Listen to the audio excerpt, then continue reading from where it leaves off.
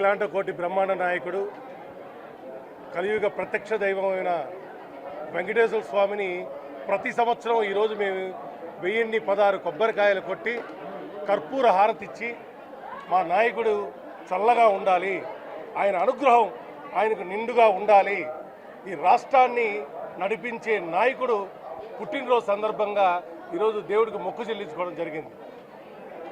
ఈరోజు ఆంధ్ర రాష్ట్రం ఏ విధంగా అభివృద్ధి పదంలో నడుస్తుందో మనందరికీ తెలుసు.